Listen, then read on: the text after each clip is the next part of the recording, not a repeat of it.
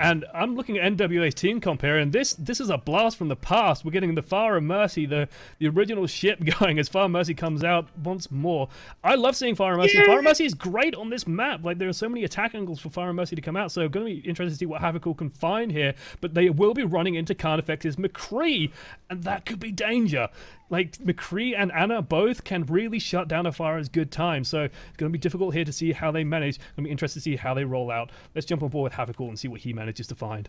All right, looking for targets coming in through the corridor here. Oh, and able to get a little bit of damage done on, I believe that's Reaper there. Yes, it is. So Link is going to be hovering around trying to sneak in. Unless he teleports behind Hafakul, though, I don't really think he's going to be able to get any purchase on his intention there. So we're moving the payload through the archway, the most difficult part of this first point because it's just such a huge choke. Hafakul now coming on, Mercy following him into the marketplace, and both teams just being a little pokey. Reels, though, is going to be the first casualty in the Reaper battle.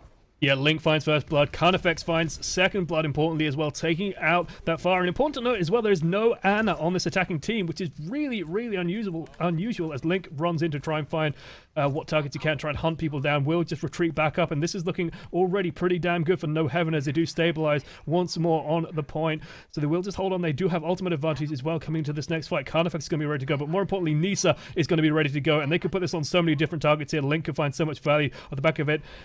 It's going to be interesting to see how they manage.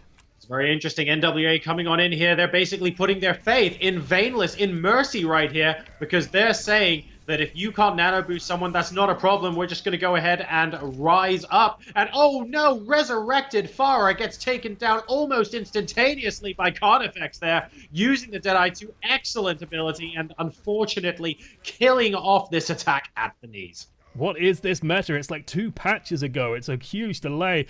It's just seeing the Mercy res into Deadeye. Like, I haven't seen that too often recently. It's so good to see. It's just such a powerful way of countering because the happy little skulls do build up while you are on that resurrect timer, so it's just a very, very easy setup. Now they have so much space here to play around with. Graviton Surge manages to catch 6 people. Everyone's just going to go down as point goes in, swinging away. We'll take everyone down. It's just Reels left now, fighting for his life. We'll try and wraith them away, but they've got to be careful that the Mercy doesn't also get hunted down here, and they will just sacrifice that, so Mercy just jumping into the fray, just trying to die as quickly as possible.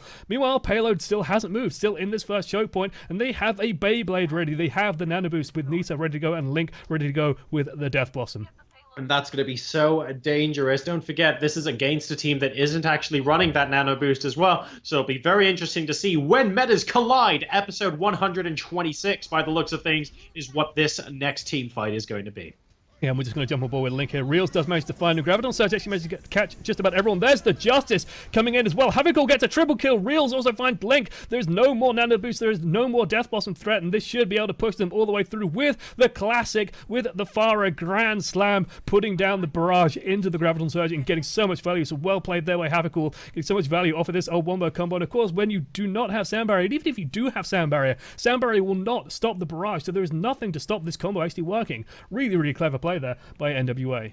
And you also get it's also made me realize you have a situation where this comp is actually really set up to keep going with the momentum as well.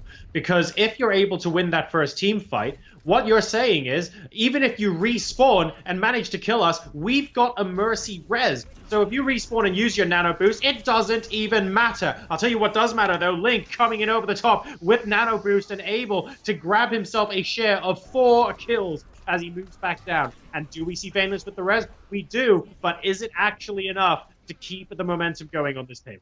I don't think it is. I think they've just lost it as What just charges right back in, but will go down instantly. Point just cleaning up there. That will set them up actually quite nicely for the next fight as well. Point is going to be ready to go with the Eye Shatter. Nisa is, 40% on Anna.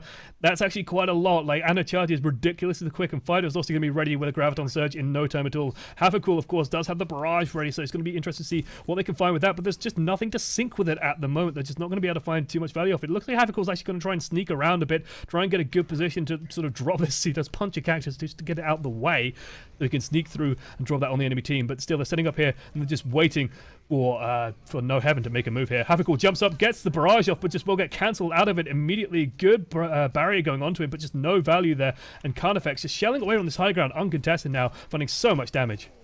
And the high ground is actually proving to be incredibly useful here as Carnifex manages to get a couple more pickoffs. Just having that advantage, making headshots that much easier for you, that much more difficult for everyone else. Being able to back away and use the ledges to your cover as and when you want is just so useful. Carnifex thinking about Deadeye, deciding maybe he won't need to use it at the moment because the rest of the team are actually just going down, favoring that mouse one instead. And frankly, that's proving very, very useful. Yep, and swapping off the Pharah now, going for the Genji, and Real's actually picking up the McCree himself, so they're not running Reaper still. They have swapped onto the Ana as well, so they've just basically removed the Reaper, this important piece here, and they've put a McCree out there, so it's going to be interesting to see what they try and put this Nano Boost on. Are they going to try and wait for Hafikul to get the Dragon Blade ready? Are they going to put it on Watt 7 and try and get it on the Reinhardt so he can swing away? But the thing is, Reinhardt can't get up onto that high ground. They've got to hope that everyone comes down towards them. Graviton Surge does go off, does catch everyone, but does force out the sound barrier. No real follow-up coming into it, but they don't need to. They've already sort of got value out of the back of it with the sound barrier going off. And an excellent dash out of there by Point, just stopping the Nano Boost in its tracks, so won't get too much value off there. But in the back, Real's dealing so much damage, finding all the kills he needs. Hafikul on Genji. He's basically, it's really obvious he is just on McCree duty right now. He's going up looking for him. He wasn't quite able to get the deflect up during the Deadeye, but that is more or less what he's trying to do as well. And he's actually not going to need to get that deflect in place as the payload moves in to point number 2. So that does buy these guys a little bit of time here. NWA will have a minute 50 to complete Dorado. Yeah, although this last point can be very difficult to take. And also point out Reaper's positioning right here. He's just hoping that the enemy team pushes up through this high ground. But it looks like they're not going to. They're just going to go straight up the middle in the oldest fashion way you could possibly imagine. As teams do jockey back and forth. Let's jump on board with Carnifex, see what snipes he can find on this McCree. This guy's hit scan is absolutely impeccable at times, so could find huge value here as teams do jockey back and forth. Wave 7 actually very, very far forward. Meanwhile, Real's actually going onto the flank. Many seem to find Reaper. Doesn't actually manage to land the full combo, however, won't land the full fan and kill him there. So struggling a little bit there. There's the Nano Boost coming in. So Link charging forward. Can he find the Beyblade that he needs though? There it goes. But we'll get cancelled out there by Reels' flashbang. So we'll just get cancelled out there. And this opens up Hafikul, who can now start cleaning up. Very nice. Step back, give him some room, land the flashbang.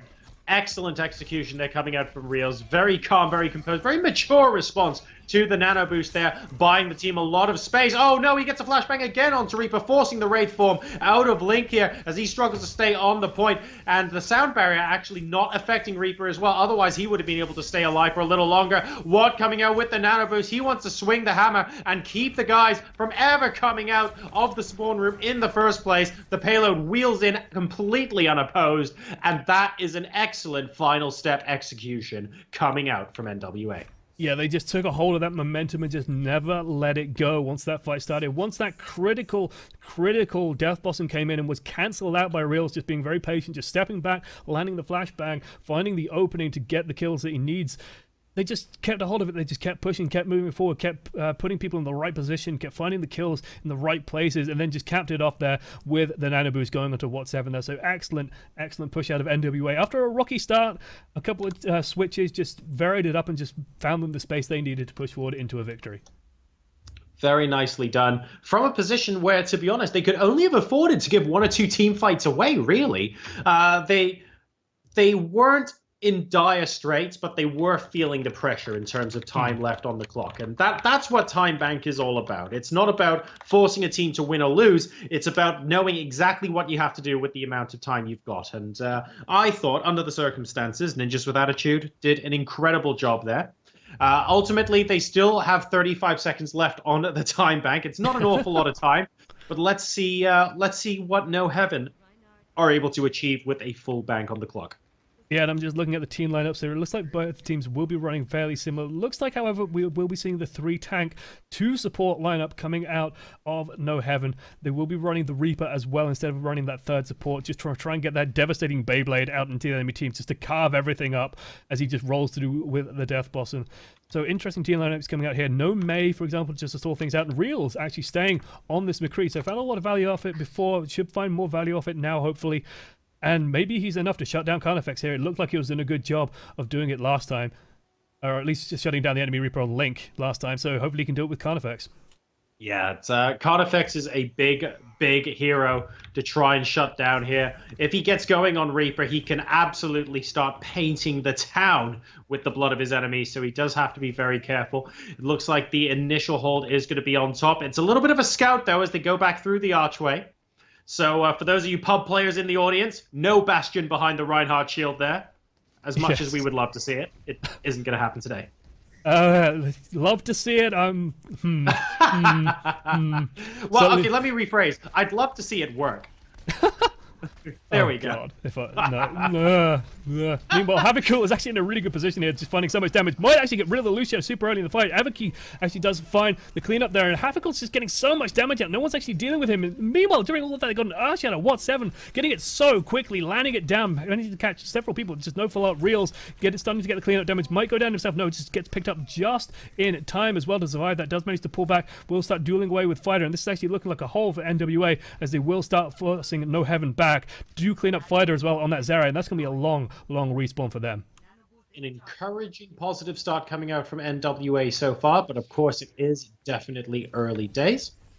2 3/4 minutes left for them to come out here, and don't forget, Ninjas with Attitude basically used all but a tiniest sliver of their time to get the payload through to point 3. So at the moment, no panic. They're going to be keeping true. They have got that combo available. Carnifex is looking for opportunities. Right now, I think the rest of the team want to build on. Never mind, he's going to go in straight away, moving through the Reinhardt shield, but he walks into Deadeye once again. Reels this time with the answers.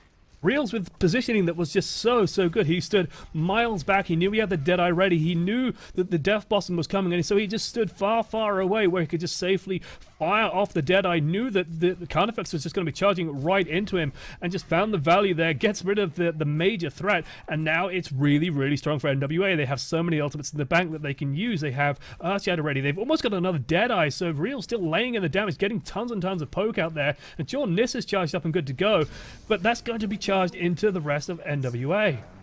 Oh, and another high noon, but it looks like Nano Boost is going to be slightly away. Oh, never mind. He manages to get Carnifex anyway. He saw the tiniest sliver of Carnifex as he darted between market stalls, but it was just enough for him to get a clean shot off, and this is not looking good. Carnifex is going to be really annoyed with that. He would have thought he did everything he needed to avoid the Deadeye and continue dishing out damage anyway, and he'll have been bitterly disappointed that there was the tiniest window above. And in this next fight, they have to get so much value off this Graviton Surge, but meanwhile, NWA's positioning has been so strong in just splitting up and making sure that not everyone can get caught in it. Like, people just spread out in good positions here. There's a Graviton Surge, but only really catches the Roadhog there. It's going to be enough to kill him off and start this push forward, but Point is actually on super low hit points. Havoc running forward, trying to get rid of him, just Wraith-forming and nuzzling up against him here. He will get finally healed up by the Anna as the grenade does wear off. This does look like it's enough for NoHeaven to start pushing forward as Fighter does finally chase out Reels. So they have managed to take this first point, but it's cost them so much time to do so. 3 minutes now to get through the church phase.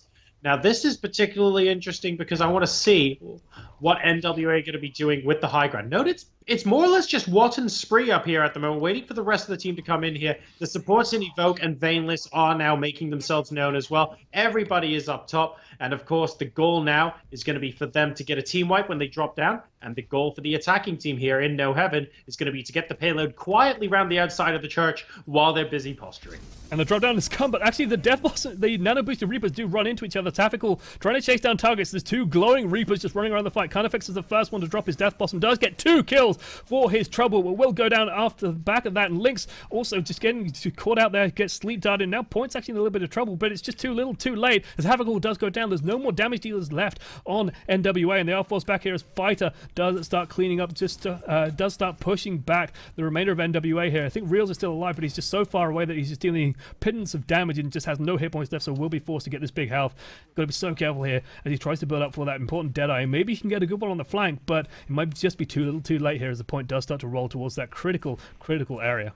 This is very close to being a one and done. We're coming in for a second round. Havoc coming in with the Death Blossom, managing to pick on Lolau. Very important support pick to start this fight off, which is good. Fighter managing to pick that out, and Reels getting another pick off onto Carnifex. So already 2 key players down as things currently stand for NoHeaven. They're trying to continue the push, but I think, they're changing their mind. They're moving back outside the church, and they're saying, let's regroup and make sure we don't feed any more ult. I like that idea. Yeah, you really don't want to throw bad money after good money after bad. Rather, you don't want to overstay your I'll throw welcome. all my bad money after good. Oh, what are you talking about? You don't How do you wanna... think I won this Lamborghini? If only. If only, yeah, if only.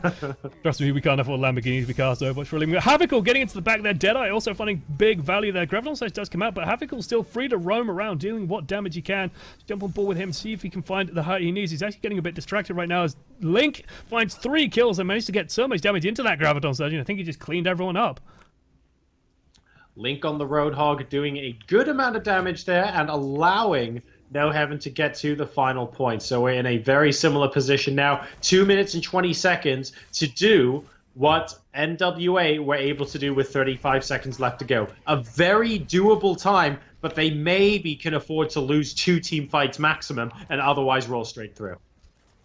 Yeah, Link just soaking up a lot of damage there, hoping to get a little bit more of his own ultimate and also get Ana ultimate charged if they have the free time to do it. NWA setting up on this high ground. They do drop the Graviton Surge, do manage to catch everyone. Sound Barrier is now up on both times. Point going down low as Havical drops the Death Blossom, gets a 4 kill. Can he get 5? Can he clean up the rest of these? As Link actually does finally get some value off the back of that. Will clean up Reels, but it looks like Carnifex will be going down. What 7? Just introducing him to that Reinhardt hammer. It's not an introduction you want to be making every day, is it? It's a lasting impression. Well, give you a headache to wake up to in the morning, hey? But we've got both teams resetting now. There's still plenty of time for them to do this, and by plenty I mean realistically 2 team fights worth. So we'll see if it's possible with 4 ultimates on the board, to be fair, for NoHeaven to try and take this fight. They need to take this fight and then keep the momentum going all the way to the finish. They don't want to use all 4 in fight number 1 and then find that NWA are able to defend. Reels on the flank here, trying to land the hits. Actually just manages to shoot barriers. Doesn't find the value he needs there, but Havical still actually managing to pick up a kill there. So let's jump on board with him, see what he can find. He does actually manage to dodge the Earthshatter as well. What's 7 there? Manages to stop it out. There's the death wasn't coming out of Carnifex, and even though Nano boosted, Havical just could not survive the damage. Carnifex now getting all the kills on the backline. This could be what they needed to push it all the way to the end, and both teams could manage to push it all the way to the end with a sliver of time left if this keeps on going. But Evoke here doing such a good damage of buying time, stalling, people coming back out of the spawn now. They will be able to set up here, and the momentum is a little bit lost. That entire time, they were basically fighting 3v1. It could have been 3v2, but Evoke was just trying to be quiet and stay on top of the point and jump around. So that is a lot of time the payload could have spent moving. We're down to 23 seconds remaining. There's the Deadeye coming on out. Graviton Surge. The shield is there. The Reinhardts bump into each other, and it's a big fight on the point. They need to make sure they are touching it when that timer hits 0 and fight. Oh, no, they're getting staggered deaths. This is not good. Fighter, Link, and now Nisa going down. It looks like they've done it. Yeah, it's going to be enough. They've managed to hold it just for this last point. No one can get to there in time, so well done there. Havical just finding the clutch damage that they need. Everyone surviving just a little bit longer. Link and Carnifex doing the desperation swaps onto the Genji and the Tracer, trying to buy that little bit of extra time. But NWA managing to clutch it out at the end there after a good first point hold. Some really, really critically strong positioning here, using unconventional comps as well on their first push, just trying things out, trying out the Mercy Firer. I've heard teams started experimenting with that, especially as Reaper becomes more in vogue. There's just fewer things trying to deal with that Firer, so it opens her up to deal a lot of damage. The question is, can you finish people off? And of course, a Mercy player of the game, as she always does, how many is she going to get? Like 5, I find impressive. There we go, all 5. There's the value res, beautiful. Skill player of the game. Skill player of the game. Red.